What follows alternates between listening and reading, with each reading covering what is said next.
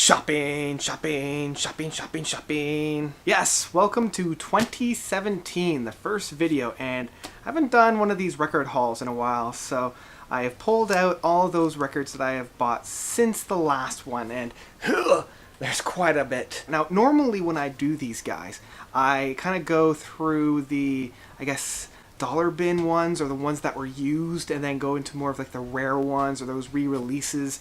This time I'm going to go chronologically based on when I bought it, because I think the last one I did was back in like October or something along those lines, and Christmas has kind of come and gone, so this is kind of the pre, during, and post Christmas binge, and it just kind of shows that I have a problem here. So as always, I'm going to scoot over here to give maximum viewing capabilities of the records.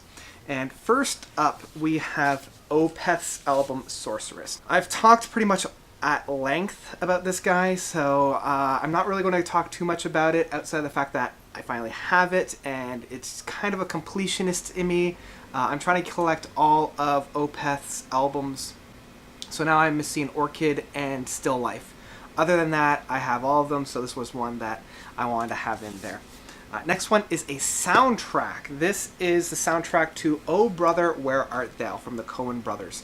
I love the music from this. It's definitely that like early 30s and 40s kind of rock and roll, when rock and roll was kind of coming out of the blues kind of movement. So you've got a lot of like the very humble and grassroots type of thing. Like, I studied this back in school with kind of the turning point for music. And it's also very different from a lot of the music that I do listen to, so it's good to have that kind of difference in there.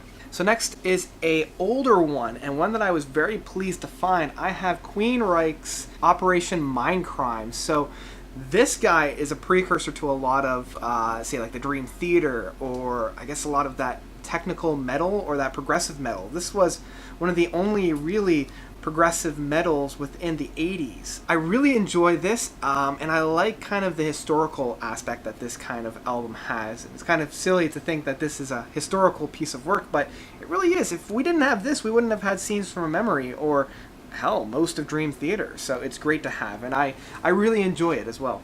Next up, again, kind of a completionist, we have a used copy of Mike Oldfield's Tubular Bells. When my dad came by and took all the records, or at least a lot of the records, this was one of the ones that he took, and I realized I didn't have it in my collection, so it's a staple to have. I grew up with this, and I love Tubular Bells, especially part 1. Part 2 kind of goes all over the map. It didn't really have that same kind of oomph, but part 1 definitely is a masterpiece in its own right, and I can't help but love it. Next up, we have my favorite album from Frank Zappa, Hot Rats. This guy is just a treat. I love where it goes all over the landscape. Just the jazzy and jazz fusion styles that he has in this. I mean, Frank Zappa definitely is a masterful writer and artist. And in my mind, this is one of his best works. I think it's a lot more realized and ironic, again, because it's so over the place, but it knows what it really, really wants to be, like a lot of his works, and I love what it is. So one that I really, really love, and I love the fact that it's on a heavy fold, like a heavy vinyl, so you can really get into the grooves on this one. Okay, so I'm going to show my colors a little bit on this. For those of you who don't know, I am a really big theater buff, especially musical theater. I love musical theater. This guy came out right when I was in high school, and when I found it on vinyl, I had to pick it up at least just for nostalgia's sake. We have Wicked, the soundtrack. It's a double disc. It's got all the staple songs. I love songs on this. I mean, Defying Gravity, obviously, is the big one, but I really love Popular. I love Dear Old Shiz. The Wizard and I is just beautiful as well. And there's actually one on the last side there.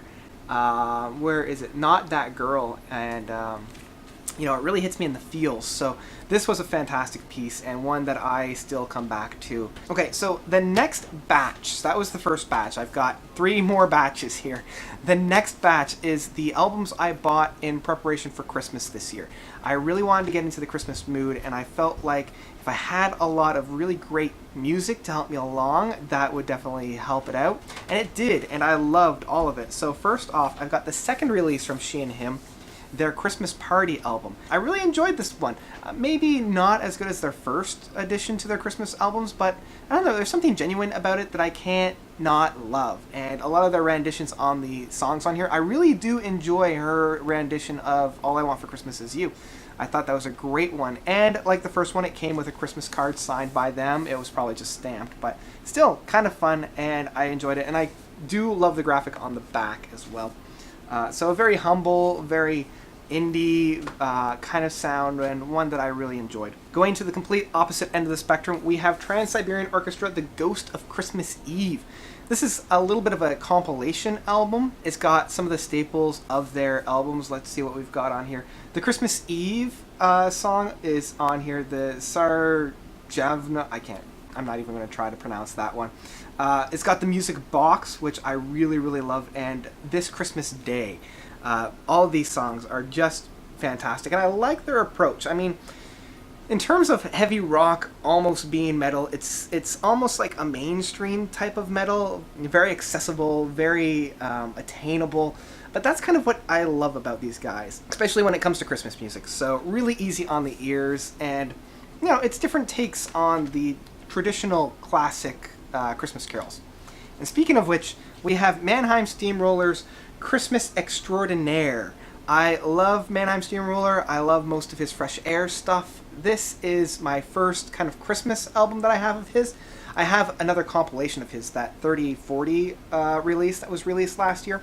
And I wanted a full-length, just full-on Christmas album, and I saw this guy, and I needed to pick it up because I love just how he uses music in this. He's got the First Noel, which, actually that First Noel is really creepy on it. I like how it's, you know, a little bit darker, and for me, that's kind of Christmas. Christmas has always been, you know, the darkness of night, but all the Christmas lights around it, and I feel like that's really captured on this album. And I also like how on the back here, he goes on to explain a little bit of each song, and that's something that we don't really have nowadays. This was really big in, say, like the 40s and 50s, of just kind of a little bit of a synopsis of each of the songs on what they were thinking about, where the song really originated, and just their own take on it. So yeah, a really great treat, and one that I love. And for me, no Christmas would be complete without a Charlie Brown Christmas. This soundtrack for me is Christmas. Whenever I hear those children's vocals or that child's choir on this, it just brings me right back to that, you know, skating scene, and I don't know, there's just something so Christmassy about that. And I like the jazz that's on this. The jazz piano is just stellar. I mean, Vince Guaraldi is just fantastic at capturing something for all ages. And I know that's what he was really going for this soundtrack, was something anybody could enjoy. And it's a staple of Christmas for me. And finally, one that's a little bit odd, if you know my musical tastes, but one that, for me, wouldn't be Christmas without it, and that is the Mariah Carey Merry Christmas album. The two songs that sold this was All I Want for Christmas Is You and That Christmas Baby Please Come Home. These are poppy beyond belief, sugar, you know, bubblegum, all of those things, but you know, sometimes you need that. Sometimes you just need a little bit of sorbet just to cleanse the palate before you get in. And so part of this was because it's just ironic to have, but really I enjoy the music on this, and that's the main reason why I got it. Okay, so the next wave of albums were albums that I received at Christmas. My dad actually got me quite a number of really rare and exciting albums, and starting off, we have the soundtrack to The Phantom of the Opera. I actually took this back. He took it thinking that it was his, but this was actually one that I found at like a Goodwill for $1 or something along those lines. And this is my favorite musical, hands down. Maybe not necessarily the greatest story, but I love the music, and I do connect with each of the characters. And it's funny because as I've matured, I've connected with different characters, and my philosophies, shall we say, have changed since I was younger. And so it's fun to see how I've matured with this particular piece. So I love the music. I grew up with this. Just the first disc alone is one that I will listen to on repeat. So I'm just happy to have it back in my collection. Next up, we have a used album of Omadon, getting back to that Mike Oldfield. This is actually my favorite piece by Mike Oldfield. A lot of people, it's Tubular Bells, and I do not blame them in the least. That is a fantastic album, but for me, Omadon is, it's more powerful, and I love how the mid piece of this album is so happy and so hopeful and so jovial, and then the ending piece is so guttural and so heavy and so oomph. You know, it kind of blends both of Mike Oldfield's mindsets without being either too commercial or too experimental. I feel like this is the perfect midpoint of a Venn diagram for Mike Oldfield. Next up is a re-release of Deep Purple's Machine Head. Arguably my favorite Deep Purple album. This is one that I grew up with. The second side alone with Space Truckin', Lazy, and Smoke on the Water. These are staple cottage songs for me. We had this cassette actually up at the cottage, and my brother and I played it so often we probably, you know, spun that thing around the earth a couple of times. And I love the fact of just how deep those grooves are as well. Because it is a heavy album, the grooves really enunciate a lot more of the notes that we didn't hear. Another used album, this one harkens back to A Gentle Giant. This one is In a Glass House. I've been trying to collect all of the Gentle Giant albums, and so I'm glad that I have this one. Now I think I'm only missing their self-titled one, their debut album, as well as Acquiring the Taste. I'm still missing those ones, but I am glad that I have this one. This has one of my favorite songs. That last song on the first side, The Way of Life. It's taken a little bit of time for me to get into because it's one of those songs where half the song I never really liked at all, but that other half of the song I just loved. I love that resolution. And so this one is definitely one of the classics for Gentle Giant, and it's just crazy. It is just so dense, and I love it. I love it so much. So, okay, the final one that I got for Christmas, I don't know how he did it, and I'm actually going to take it out because I have it in a protective sleeve. I came to terms that I would probably never own it on vinyl because I've never really seen it on vinyl, so actually seen it. It is the 10,000 Days by Tool. I've only seen this really once in a record store. Now this is the unofficial release, and right on the back it actually says for promotional use only, not for sale. So I'm pretty sure this is some kind of a fan-made thing or either like a radio pressing, but the vinyl itself is a colored vinyl, and it sounds fantastic. Listening to the 10,000 Days and Wings for Mary on vinyl is just such a treat. And even Rosetta Stone brings so much color into these songs. So glad to finally have it in my collection. I've listened to it once already, and I can't wait to really dive into the grooves. And this is one of the few albums that I'm actually keeping in its protective case. I don't normally do that with albums, but I'm going to make an exception with this one. Okay, rounding off the last bunch. These are the ones that I got after Christmas. I got a little bit of money, as a lot of people do. So these were the albums I picked up just as a after Christmas splurge. So first up, I've got the Deep Purple, kind of their first live album of the Royal Philharmonic Orchestra, conducted by Malcolm Arnold. This guy is a fantastic album, and I think it was the first to really blend an orchestra with live music. These guys were playing at the Royal Albert Hall, one of the first times that a rock event was going on in such a high thing of society. And I love the duality of this, where it's kind of half orchestra and half like a classical piece, and then half straight up Deep Purple.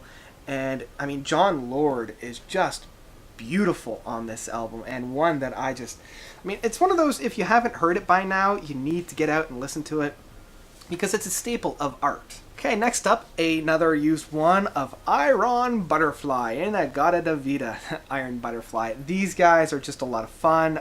This was one of the staples of that acid rock, and I love the second side on this, just the title track of In-A-Gadda-Da-Vida. It's a great trip, and I really don't need to talk too much about it. Most people know what it's all about. I love it, I grew up with it, and I just love the resolution at the end of it. So over the break, I revisited a lot of the albums that my dad had, and one of the albums that he had that I forgot how much I loved was Queen, Sheer Heart Attack. This guy gets overlooked because it was the precursor to A Night at the Opera, but this guy has the Tenement Funster and Flick of the Wrist and Lily of the Valley, and starting that all off, we have Killer Queen.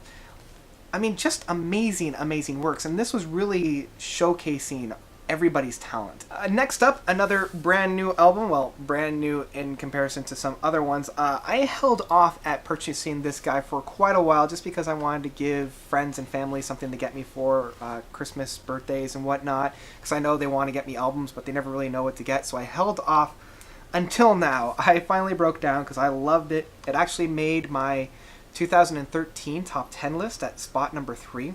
And that is Mumford & Son Babel. You know, I spend so much time in metal and in progressive rock that every once in a while I just need something like this. Very accessible, very light, very fun.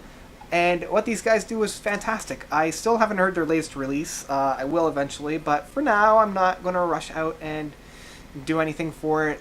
This was fine, and I loved it. I also enjoy their first album, but I think this one is a step up from that first album because there's no low point on this album, which is rare for a album such as this. Okay, rounding these off, the last two, these albums are actually albums that I already own, but because they're re-releases, I wanted to get really into the groove because these are easily on my Desert Island albums, so I wanted to get as high quality as I could. And the first up is Peter Gabriel's first album. You can either call this Rain or Car. I usually just call it his first piece because this is my favorite work by him. I feel like it encaptured a lot of what I loved about Peter Gabriel, and unlike a lot of his other albums, it didn't really have a unifying feel, which I think worked to its advantage. I feel like each song, because it is so different, worked at creating such a beautiful piece in the end. And it's got one of my favorite songs of all time, Salisbury Hill, on it. I gush about this album, and this is one of the few albums, much like the album behind me, if I don't know what I want to listen to, I'll put this on and I never get disappointed. It is one of those albums that I can listen to on repeat and never get bored, so had to pick it up once I found that they re-released it on such a heavy fold, and I think it was actually mastered at half speed, so I love when they do that. Rounding this all off, the final album that I picked up within this, and I'm going to have to go on a budget here after all this, but it is a re-release of Pink Floyd's Atom Heart Mother. Pink Floyd has recently re-released all of their albums onto vinyl, so I am glad that I re-picked this guy up because the one that I have is good, but it definitely has age on it. Like, there's a lot of crackles and a lot of pops on it that's actually ingrained in the vinyl at this point. And even though I love that and I love that characteristic of vinyl, because this is my favorite work by Pink Floyd, I wanted a 100% crisp and clear version of it. So I wanted to pick it up, and even though I have it twice, I feel like it's justified because this is my favorite album by Pink Floyd. It's one that I really want to listen to unhindered by those cracks and pops because of the complexities of the movements on this album. So I wanted to pick it up, and I did because I had a little bit of extra money. So that's about it. Those are all the albums that I had picked up basically from October, and I'm going to have to limit myself in 2017 because that was a lot, and that was only like 3 months. So hopefully you won't see another record haul video for quite some time. I'm going to try my best to hold off until probably my birthday before going through another record splurge like I just did because, oh boy, that was a lot. Even talking through all of those, my voice is getting pretty rough and raw, so that's about it. What did you guys think of all of these? What was your favorite album that I picked up? Which was your most surprising album? Because there's a couple in there. Let me know by commenting below. Thank you guys so much for watching. This has been a blast, and I've just reached the 800 mark of viewers. Letting you guys know, for those who have stayed at the end of this overly long and overly blown video, when I do reach 1,000, I'm going to be putting out 2 thank you videos. The first being a surprise video, one that I've been wanting to do at each milestone. The first one I was going to do at 100, the next one I was going to do at 500, but didn't really have enough to really solidify what I had in mind, so I think 1,000 is going to be the other one. It's going to be the one that I actually hunker down and do it. The other video, though, I am going to go through and kind of go through my entire record collection behind me. I probably won't talk in depth, but I will kind of do this is what I have, this is what I have, this is what I have, because I know a couple of you are curious as to all the records that are there behind me. So rest assured, once I reach 1,000 subscribers, that's going to happen. So until then, notes out.